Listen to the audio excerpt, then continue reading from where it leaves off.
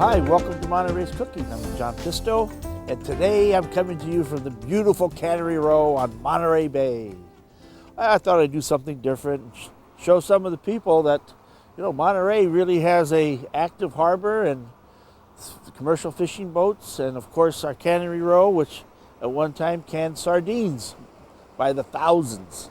Now it's home of the world famous aquarium, tremendous restaurants, tremendous retail shops, wine tasting. You can taste some of our beautiful wines from Central California and from California.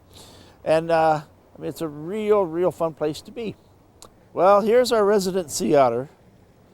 And he's right on time. A little late, but he's okay. Yep, looks like he's eating a nice crab. And isn't this something, folks? They're frolicking all over the place here in Monterey. It's just incredible. And of course, you go to the aquarium, you can see them there, but boy, this is out in the wild. Look at that. Isn't that amazing? Look at them. You can hear them cracking that crab. Speaking of cracked crab, I'm getting hungry. What do you say we go back to the kitchen and see what we can cook up? Okay?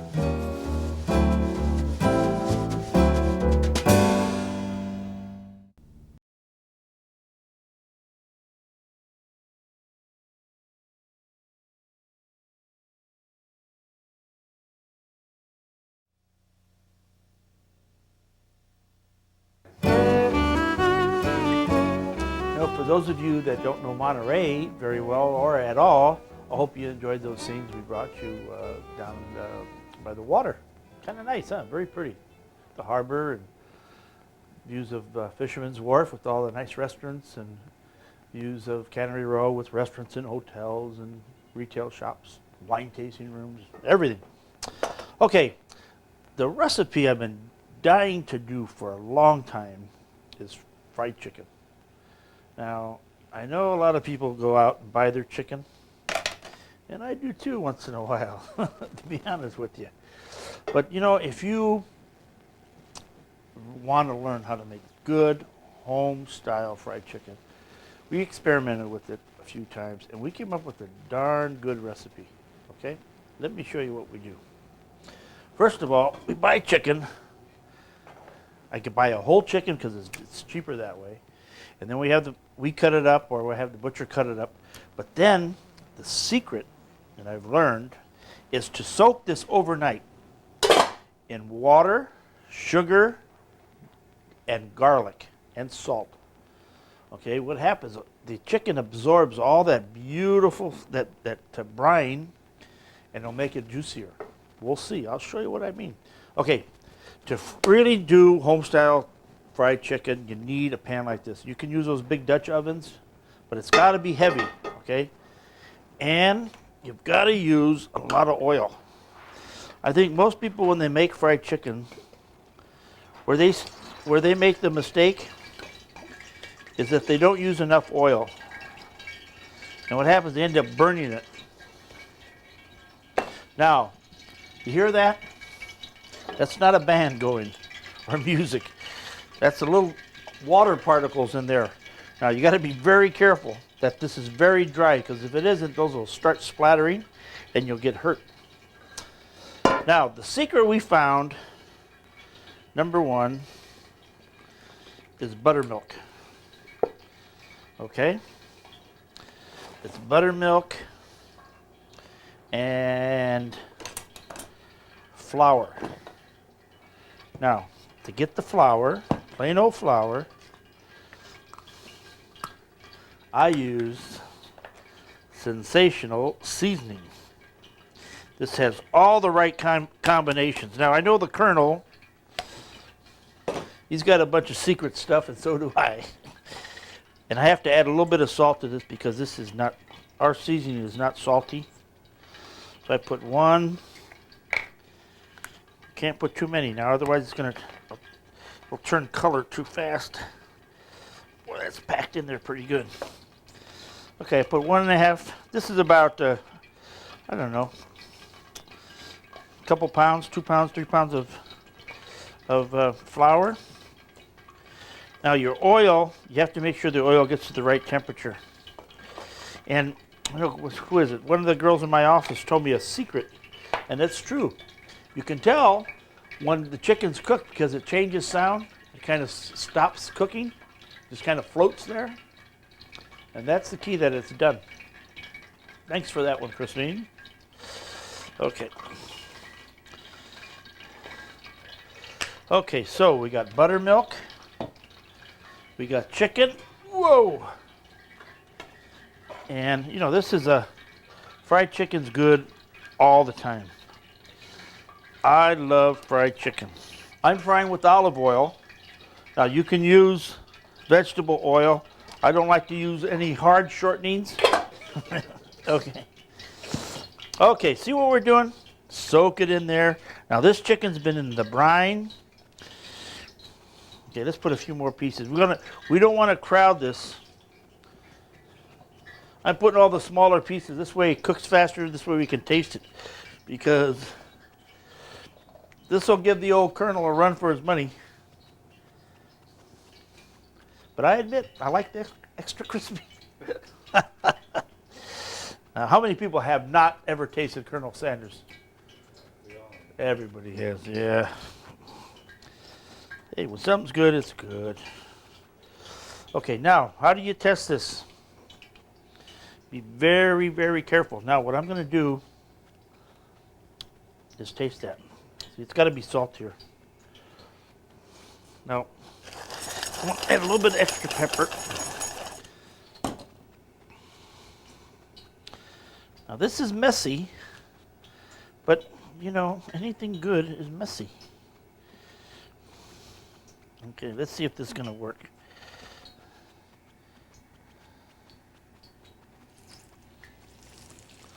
All right.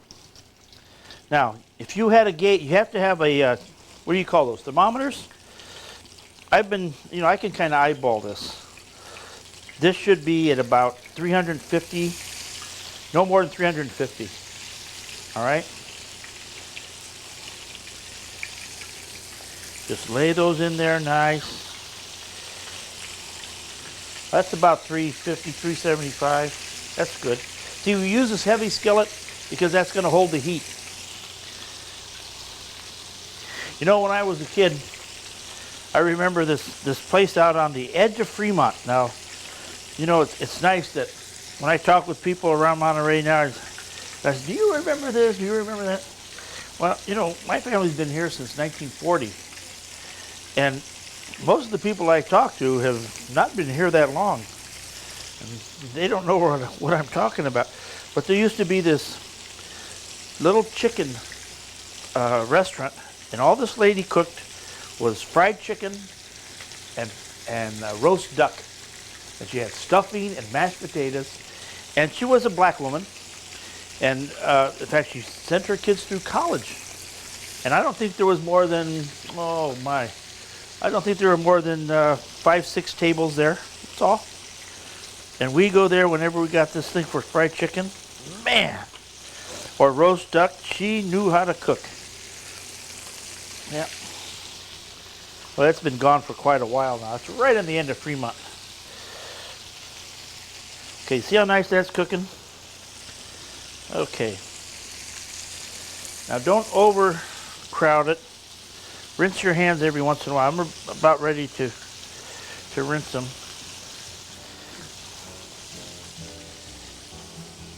Now, if it browns too fast, got to give it a little jiggle.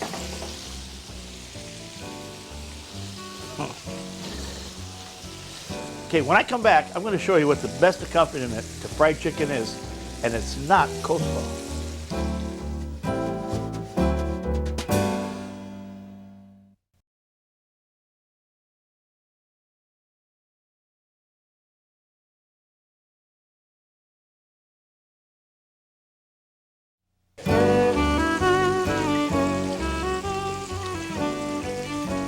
Now you see here,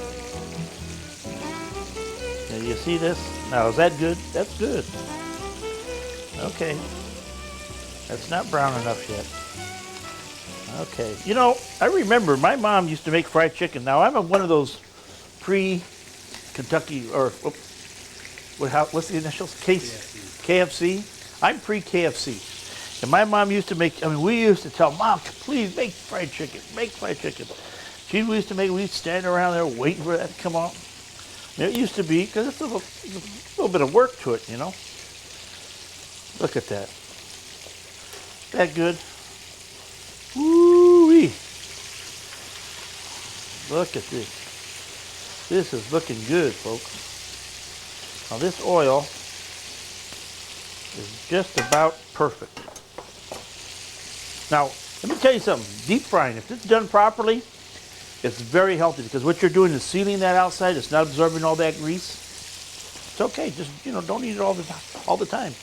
Now, the perfect accompaniment for me is potato salad.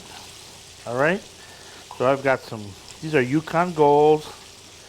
Let me show you the kind of potato salad I make. And I think it is the best.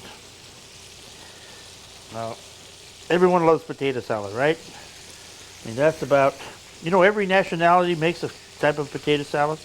In Italy, they combine it with oil, olive oil, and vinegar. France and Italy, I've seen it done with mayonnaise too. But nice combination of things. Okay, look at this. Just slice it up. Okay. Now I had a couple things that are a little, well, I had a couple things that are different than most people. Don't do that unless you know what you're doing. It's a good way to slice your thumb off. Okay, the eggs, we want them chopped like that. Okay, that was 4 potatoes, 4 eggs. Chop them, because we're going to mix the heck out of this up after. Look at that. Okay. See, I like the yolk to become part of the sauce. Okay, next, onion. And you gotta have onion.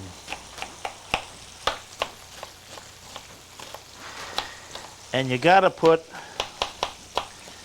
a fair amount of onion, otherwise it doesn't have that good flavor. And keep your eye on your chicken.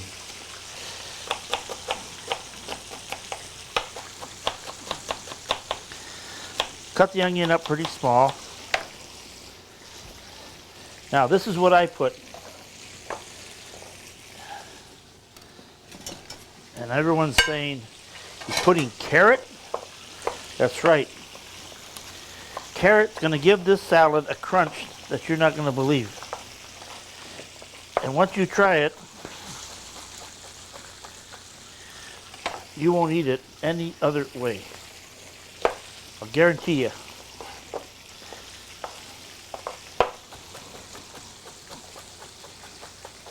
So cut it small. Okay, a little bit more. Keep your eye on your chicken now. Oh, that's cooking good. Keep turning it again. Maybe a little bit hot. Let's turn it down just a little. Once it gets going, you know. Woo-wee. Look at that.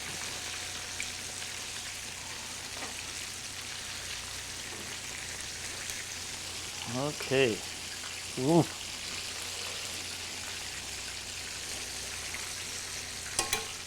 All right. Okay, then I like to put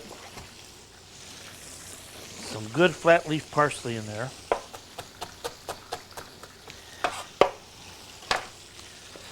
That. Put a little bit of salt. Good shot of pepper. A good shot of good old American mustard. Now, mayonnaise. I made some garlic mayonnaise the other day. And instead of putting store-bought, we're going to put some good old garlic mayonnaise. For garlic potato salad. How's that sound? Okay, when we come back, we're going to continue cooking this extravaganza.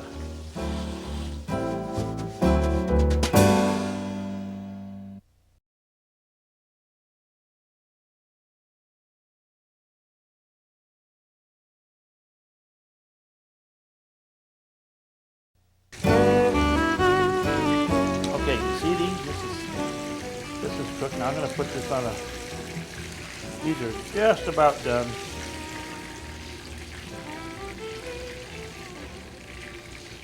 Okay, then we'll get this ready for the next batch. Clean the oil. All right. Now is the time to start thinking about what we're going to drink with this.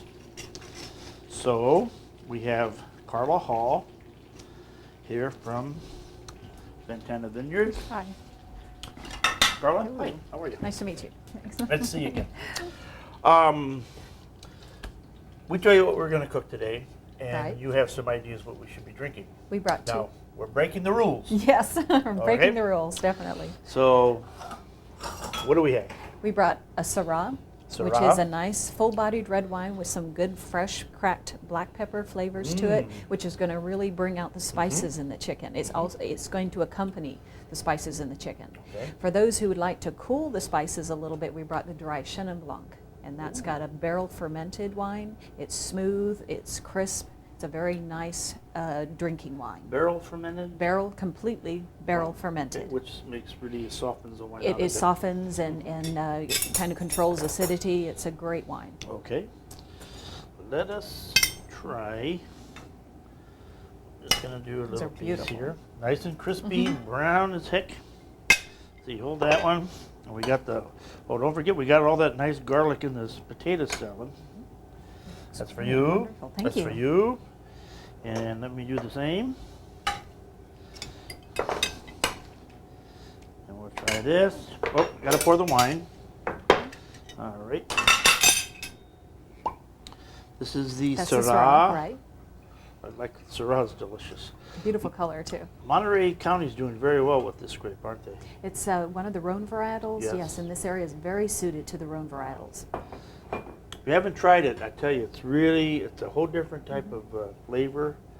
I think raspberries and all It's these. black cherry, raspberry, cassis, but Wow. predominantly in the Ventana Syrah is that fresh cracked black pepper. Oh, I love that.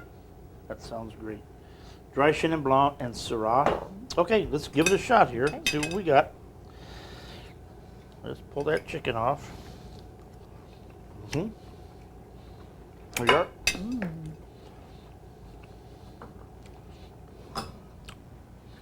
Let's give it a go. To the good life. Thank you. Attention. Wow. Well, that's very good without any food.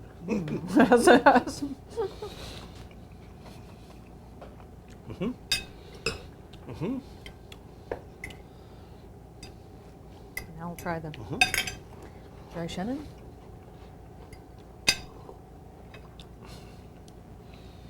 This is incredible with the white. Very, very good. Very, very good. I think our point here is to make people break the rules. And you know, if you're going to drink wine, don't always go with the way people You don't tell have to you. go with the flow, no. Absolutely. Try it. I mean, you'll be really surprised. The flavor is very, very good. Wine's a personal choice. Absolutely. Now, I understand you have a website. Yes, we've just we put the website on in October of last year. We've had a lot of response from That's us. good. All It's right. www.ventanawines.com. Okay. And the wines are available in... Well, we distribute our wines to the finer retail shops and restaurants. Okay, so they're readily available. Yes. Ventana is the label. Right. It's Monterey County, and it's very good. Thank you. And we're going to have lunch now, folks. Okay, see you again. Thanks. And thank you again. Okay, thank you.